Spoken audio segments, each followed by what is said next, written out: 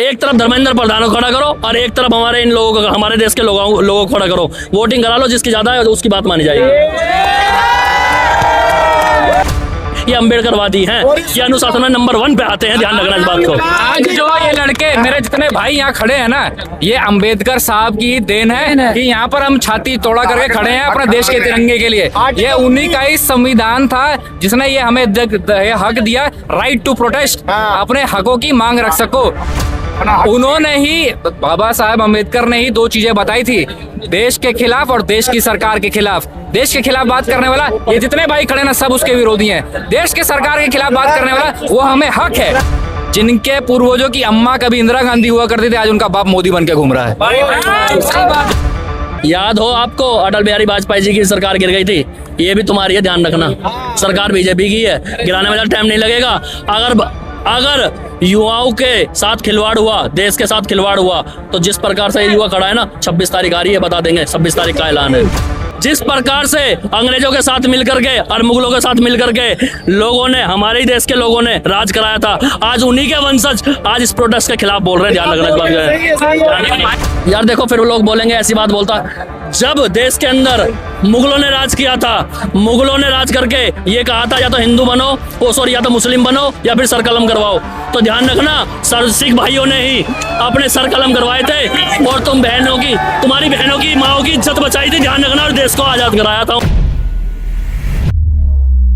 जिस तरीके से आप लोग गिटार लेके यहाँ पे आए हैं इस शांतिफुल पीसफुल प्रोटेस्ट में, अभी मैं आ रही हूँ उधर से, बहुत हंगामे चल रहे हैं। पीसफुल तो मुझे नहीं लग रहे हैं, टू बी ऑनेस्ट।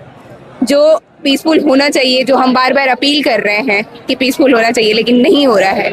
इस पे आप लोगों की क्या राय है? मुझे लगता है आपको ये वाला पीसफुल नहीं लग रहा, आपको मोदी वाला अच्छा लगता है, जो बीजेपी वाले करते हैं ना, पत्थर बरसाते हैं, गोली चलाते हैं, पलट देते हैं गाड़ियों के खिलाफ मैं भी हूँ, उसके खिलाफ मैं भी हूँ। नहीं, पीसफुल इसी को कहते हैं, आराम से एक जगह अपने रुक के वो कर रहे हैं। अब जिसका, एक बात बताइए, 24 घंटे भैया 24 घंटे प्रोटेस्ट चल रहा है, ठीक है जी, ये कोई 1-2 घंटे का नहीं है।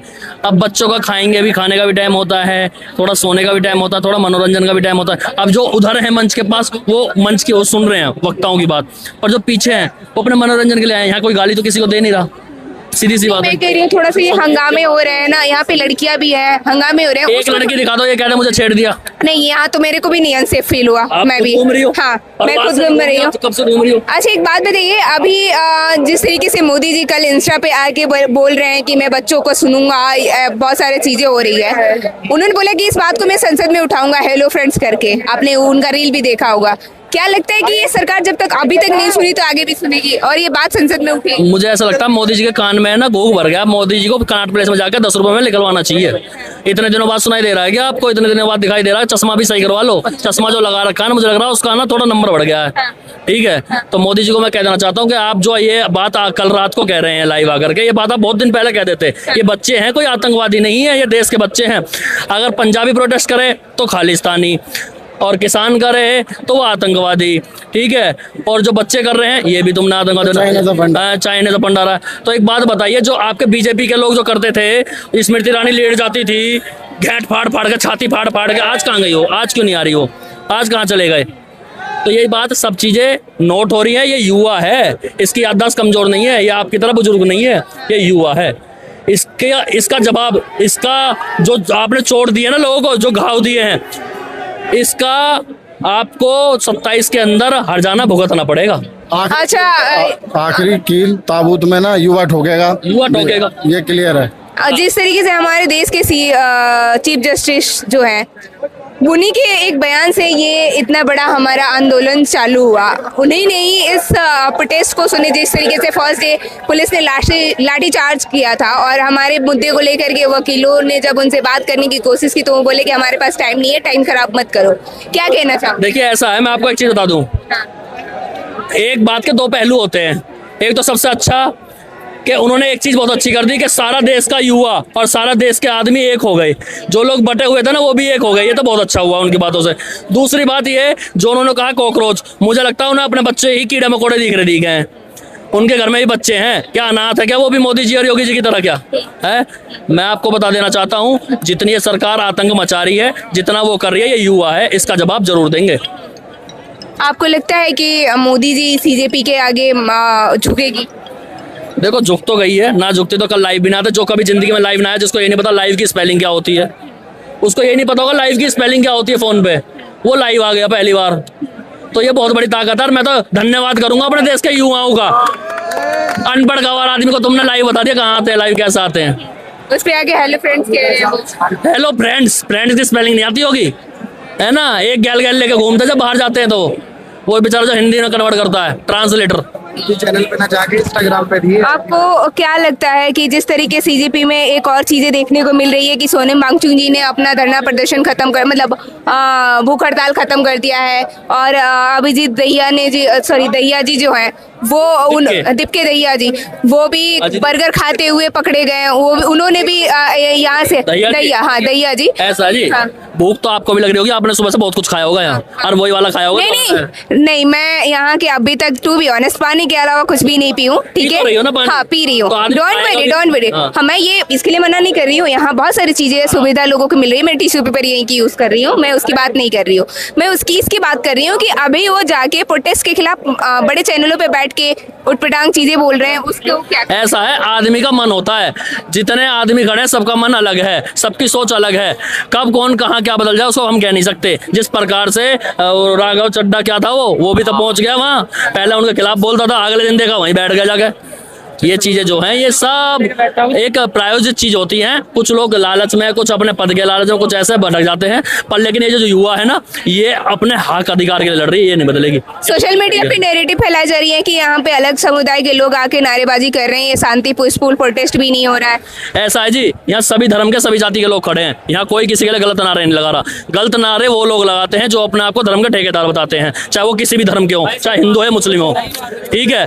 यहाँ सब लोग, सबकी सोच एक है। यहाँ सबकी सोच एक है कि भाई हमें अपने बच्चों को आगे बढ़ाना, और ये देश का भविष्य है। ये बच्चे नहीं, ये देश का भविष्य है। यही डॉक्टर, इंजीनियर, पायलट, जज सब यही बने हैं, ठीक है। आज कुछ अधिकारियों को, 74 अधिकारियों को, जो शिक्षा अधिकारी थे, उनको हटाया गया है। क्या कहना चाहोगे? सच में सरकार को डर लग गई है? अब आप एक बात बताइए, ताबूत का सामान आने लग गया। नहीं सब, मैं आपको एक चीज बता दूं। अब आप फलों को तोड़ रहे हो, ठीक है। रोड पे जो बीच में पेड़ है ना, वो पेड़ उखाड़ना पड़ेगा, ठीक है। ये फल खाली पत्ते दिखा कर जो फल तोड़ कर रहे हैं ये मत दिखाओ, ये तो फुलक है। जड़ जो है उसको हटाना है। जड़ क्या है? धर्मेंद्र प्रधान। हम नहीं कहते कि भाई पूरी सरकार ठीक है, लोगों ने चुनिए, ठीक है, अपने हिसाब से जाएगी। 27 में आएगी, 27 में हम दिखाएंगे इनको किस तरीके से जवाब दे जाता। पर लेकिन धर्मेंद्र प्रधान जो है उसको तत्काल प्रभाव से हटाना चाहिए। ये युवा है। और मैं कह रहा हूँ एक चीज और कह रहा हूँ, एक तरफ धर्मेंद्र प्रधान को खड़ा करो और एक तरफ हमारे इन लोगों को, हमारे देश के लोगों को खड़ा करो। वोटिंग करा लो, जिसकी ज्यादा है उसकी बात मानी जाएगी। सुप्रीम कोर्ट के लिए बोल दिया है उन्होंने। सुप्रीम कोर्ट के जो जज हैं वो सब लोग बिक चुके हैं। वही तो कह रहे थे कॉकरोच। अबे भाई मैं एक बात बता दूं भाई, टाट में जितने बाल नहीं है उस तरीके से बात कर लिया कर भैया। मुझे लगता है तेरे टाट के बाल वैसे ही उड़ गए हैं। लोग कहते हैं टाट के बाल जो है जब उड़ते हैं, जब आदमी को थोड़ी समझ आती है या थोड़ा बहुत कुछ आगे अनुभव लेता है, मुझे लगता है तूने वैसे उड़वा लिए हैं, ठीक है। अच्छा, आज एक दिल्ली पुलिस के जवान इस्तीफा देके कॉकरोच जनता पार्टी के सपोर्ट में आए हैं, तो उनके ऊपर गवर्नमेंट या जो बीजेपी के सपोर्टर हैं वो कह रहे हैं कि इनके आतंकवादियों से मिले होने का वो था, इसलिए हमने हटा दिया है। वो ये नहीं कह रहे कि हमने, वो बंदा खुद छोड़ के आप लोगों के पास आए हैं, वो ये कह रहे हैं कि हमने हटाया है और उसे आतंकवादियों से रिलेट किया जा रहा है। पुलवामा हमला जो हुआ था, पुलवामा में इतना बड़ा भारी मात्रा में RDX आया है, वो कहाँ से आ गया भाई? उसका तुम पता लगा नहीं पाए। तुम एकदम सैनिक का पता लगा ले, तुमने एक पुलिस वाले का पता लगा ले तुमने मिनटों में। अरे ये बातें फालतू की छोड़ दो। सबको, सब जितने भी लोग हैं सब आतंकवादी है। सिर्फ ये बीजेपी वाले ही जो हैं यही असली देशभक्त मानते हैं अपने आप को, ठीक है। और ये वही लोग हैं, ये वही RSS के लोग हैं जिन्होंने झंडा भी नहीं फहराया इतने सालों तक। ये भी हमारे लोगों के दबाव से फैलाया, ठीक है ना। और एक बात ध्यान रखना, एक बात बता दे रहा हूँ चैनल के माध्यम से आपके, ये जितना भी खड़े हैं ना लोग, जिस प्रकार से इन्होंने गांधी जी की किताब पढ़ी है, अंबेडकर जी की किताब पढ़ी है, उसी प्रकार से भगत सिंह जी की और उधम सिंह जी की भी किताब पढ़ी है। ध्यान रखना इस बात को। दिल्ली पुलिस, मेरा नाम है जसवंत सिंह प्रधान। मैं जाटा कम्युनिटी से बिलोंग करता हूँ और अम्बेडकरवादी हूँ और मेरा खुद का संगठन है, ब्लू पैंथर यूथ संगठन मेरा है, उसका राष्ट्रीय अध्यक्ष हूँ। अच्छा, कल दिल्ली पुलिस यूँ कह रहे दिहाड़ी पे आ रहा है, ये सब दिहाड़ी पे, मैं गाड़ी निकाल। अरे दिहाड़ी पे ऐसा है, तुम हमारे पैसों से खा कमा रहे हो, बेफालतू में रहने दो। मैंने हमारे पैसों से तो तुम खा किराए पे रह रहे हैं, आ जाओ, मैं दिखा दूं, मैं यहीं का लोकल हूँ, दिल्ली का, मेरे गांव में आ जाओ, बदरपुर के दोहरे को सगले के सगले वहीं रहने किराए पे। अच्छा सर, आपने एक सोशल मीडिया पे नैरेटिव देखा होगा, यहाँ पे कुछ टाइम अभी जोमेटो स्विगी ये जो आ रहे थे खाना देने, अभी उनको रोक लगा दिया गया है, लेकिन उन पे सोशल मीडिया पे नैरेटिव ये फैलाया गया था कि ये खाना दुबई से ऑर्डर किया जा रहा है, बांग्लादेश से ऑर्डर किया जाता है, इंडिया तो के ये इस सारे जो पे बाहर हैं। हाँ, एक सेकेंड, क्या ऐसा कुछ यहाँ पे हो रहा है? भाई देखो ऐसा है, अब मैं भी थोड़ा बहुत तो कुछ जानता ही हूँ।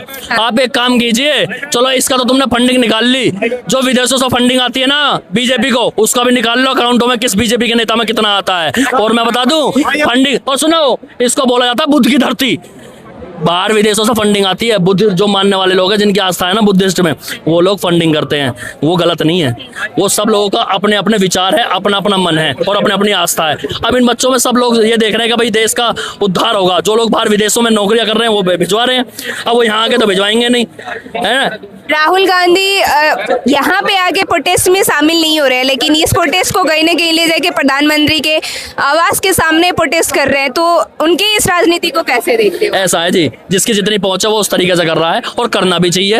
अब बच्चे जो हैं यहाँ पे हैं, हमारे चंद्रशेखर भाई हैं, वो अंदर पार्लियामेंट में बैठे, क्योंकि पार्लियामेंट में घुस सकते हैं, ठीक है, जो जहाँ जा सकता है वहाँ करना चाहिए, जरूरी नहीं है कि पर्टिकुलर आप एक जगह ही करोगे। ये देश की बात है, ये किसी एक गाँव की, एक तालुका की या एक जिले की बात नहीं है, ये पूरे देश की बात है, और देश की बात के लिए पूरे देश के अंदर प्रोटेस्ट होना चाहिए। आपने यादव समाज बोला, और एक चीज बहुत ज्यादा यादव समाज नहीं बोला, शायद ओके सॉरी, जाटो, okay, I am so sorry, मैं थोड़ा कंफ्यूज हो गया था। यहाँ पे एक चीज के लिए और ज्यादा आवाज उठाई जा रही है सोशल मीडिया पे, अगर ये प्रोटेस्ट हो रहा है तो यहाँ जय भीम के नारे क्यों लग रहे हैं? देखो सोशल मीडिया पे आपने देखा, जय भीम का नारा इसलिए लग रहा है, आप लोगों को पता होगा जब पढ़ने का अधिकार दिया था संविधान के दायरे में, हम लोगों को जो दिया गरीबों को, ये जो गरीब बच्चे हैं, ये ठीक है, जो पैसे वाले बच्चे हैं, बिजनेसमैन के बच्चे हैं, नेताओं के बच्चे, वो विदेशों में पढ़ रहे हैं, ये जितने बच्चे सब गरीब हो गए हैं, मिडिल क्लास फैमिली के हैं। और सुनो, ये जय भीम का नारा इसलिए लगाया जा रहा है क्योंकि उनके संविधान से ही हमें ये अधिकार मिला है। और जय भीम का नारा अभी सुनो, और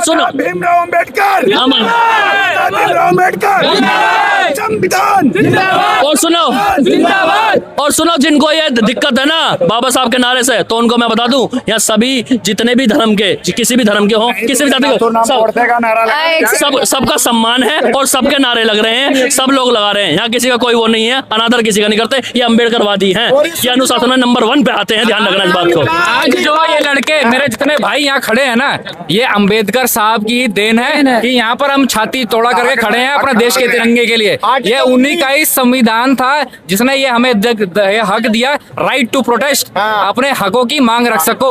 उन्होंने ही, बाबा साहेब अम्बेडकर ने ही 2 चीजें बताई थी, देश के खिलाफ और देश की सरकार के खिलाफ। देश के खिलाफ बात करने वाला, ये जितने भाई खड़े ना सब उसके विरोधी हैं। देश के सरकार के खिलाफ बात करने वाला, वो हमें हक है, अगर जहाँ उनका फेलियर है तो वो हमें हक मिला है। जिस प्रकार बहुत बढ़िया बोला भाई ने, बहुत अच्छे से भाई ने सब चीजें तरीके से समझाई। मैं आपको एक चीज और बता दूं, जिस प्रकार से अंग्रेजों के साथ मिलकर के और मुगलों के साथ मिलकर के लोगों ने, हमारे ही देश के लोगों ने राज कराया था, आज उन्हीं के वंशज आज इस प्रोटेस्ट के खिलाफ बोल रहे हैं, ध्यान रखना इस बात का। भाई की आज इस भाई की बात मैं और पूरी कर देता हूँ, ज्यादा पुरानी नहीं बोल देता हूँ। जिनके पूर्वजों की अम्मा कभी इंदिरा गांधी हुआ करती थी, आज उनका बाप मोदी बन के घूम रहा है, याद रखना। और मैं आपको देखो, मैं अपने सारे देशवासियों को सिर्फ एक चीज बोलना चाहूंगा, जो सबसे ज्यादा जरूरी है वो है कि हमारा देश जो है वो मर्यादा का है। हमारा मर्यादा हमारे लिए सबसे इंपॉर्टेंट है। हमारे जितने भी भाई यहाँ चाहे यहाँ वर्दी वाले हों, वर्दी वालों के लिए ऊपर प्रेशर है, क्योंकि आगे उनका पीछे परिवार है, उनको प्रेशर आ रहा है कहीं ना कहीं, जो बहुत मजबूर है वो अपने परिवार के चक्कर पे हमारे ऊपर लाठी उठाने की कोशिश कर रहा है। तो मैं आप सबसे कहना चाहूंगा, कृपया वर्दी वालों को गाली ना दी जाए, क्योंकि वो वही लोग हैं जो जब भारी आक्रामक आता है तो वो आपके लिए खड़े होते हैं, उनको गाली नहीं दी जाए। वो कहीं ना कहीं बेचारे परेशान हैं, क्योंकि ऊपर से प्रेशर है। वो सरकार, जिम्मेदार सत्ता है, सत्ता वो गुलाम सरकार के नहीं है, वो प्यार हम सबसे करते हैं। हमारे जैसे ही थे जिन्होंने बहुत कोशिश करके वो वर्दी को पहना है। तो मैं आप सबको कहना चाहूंगा, हाथ जोड़ के मेरे भाइयों, वर्दी वालों को गाली मत दे, गाली उनको दे जो उनको रुला रहे हैं उस चीज के लिए। ध्यान रखना, याद हो आपको अटल बिहारी वाजपेयी जी की सरकार गिर गई थी, ये भी तुम्हारी है, ध्यान रखना। सरकार बीजेपी की है, गिराने में ज़्यादा टाइम नहीं लगेगा। अगर युवाओं के साथ खिलवाड़ हुआ, देश के साथ खिलवाड़ हुआ, तो जिस प्रकार से ये युवा खड़ा है ना, 26 तारीख आ रही है, बता देंगे 26 तारीख का ऐलान है।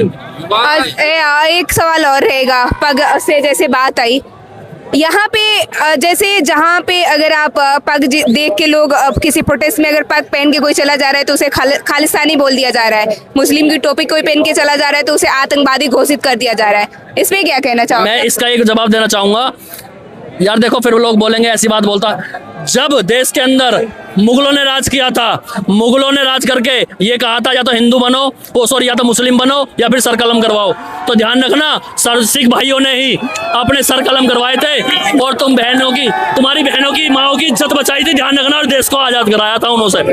ठीक है, तो मेरे भाई की बहुत अच्छी बात थी, इसमें 2-3 चीजें और ऐड कर लेता हूँ। मैं ये कहना चाहूंगा, जिस देश को लोगों ने जातियों के नाम पर बांटा है ना, उनको पगड़ियों के नाम पर आगे बढ़ाएंगे, टेंशन मत लो। पगड़ी पहनने वाला चाहे मेरा भाई यहाँ पर कोई भी हो, उसको पूरा अधिकार है पग पहनने का, वो पग पहने। पगड़ी का मतलब ये नहीं होता कि एक सिख सरदार होता है, मतलब एक जो आदमी जो लीड कर सके। मेरा भाई चाहे वो कोई भी जात का आता हो, पगड़ी पहनो, तुम्हें कोई नीचा दिखाने की कोशिश करता है, पगड़ी पहनो, राजा बन के दिखाओ उनको, कोई दिक्कत नहीं। मैं बता रहा हूँ, आने वाले टाइम में जो पढ़ने वाले बच्चे हैं वो आगे जाएंगे, और अब हम अपनी सेना खुद तैयार करेंगे, नियम बनाने का काम करेंगे, ध्यान रखना इस बात को, मैं कह रहा हूँ तुम्हारे चैनल का। और एक चीज और बता दूं, अभी मोदी जी भी गए थे, पगड़ी बांधे थे, वो भी क्या खालिस्तानी है क्या? क्यों गए थे?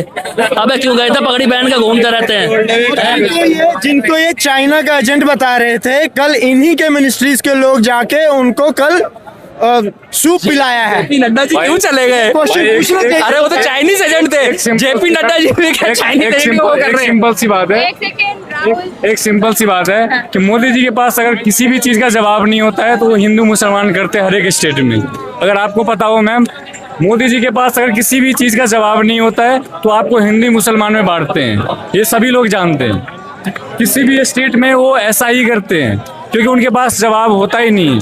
आप ये तो भैया अब भी नहीं है। हाँ वही बात, जवाब तो अब भी नहीं है। अगर जवाब देना होता तो अब तक का जवाब आ चुका होता। उनके पास है ही नहीं। मोदी जी लाइव आके बोले हैं कि मैं बच्चों की आवाज संसद में उठाऊंगा। तो मैडम अगर संसद में उठाते तो ये यस 2024 में मोदी जी ने खुद संसद में ही बोला था कि ये नीट पेपर का जब मुद्दा लीक हुआ था 2024 में, तो मोदी जी ने खुद बोला था कि ये रूल्स बन चुका है पहले, है ना, बोला कि रूल्स पहले से है, अब इस पे कानूनी कार्रवाई होगा। पर कल मोदी जी दोबारा लाइव होके बोल रहे हैं कि हम दोबारा रूल्स बनाएंगे। मतलब आप समझ रहे हो कि मोदी जी कल टोटली झूठ बोल रहे थे। आप 2024 का उसका डिबेट देखना, संसद में ही वो बोल रहे हैं, खड़े होके झूठ बोल रहे सारा सर। ये मोदी जी का नाकामयाबी था और कल वो बोल रहे थे, लाइव आके भी झूठ बोल रहे थे वो। आप 2024 की उसकी डिबेट देखना मैम, उसने टोटली संसद में आके बोल रखा है, संसद में आके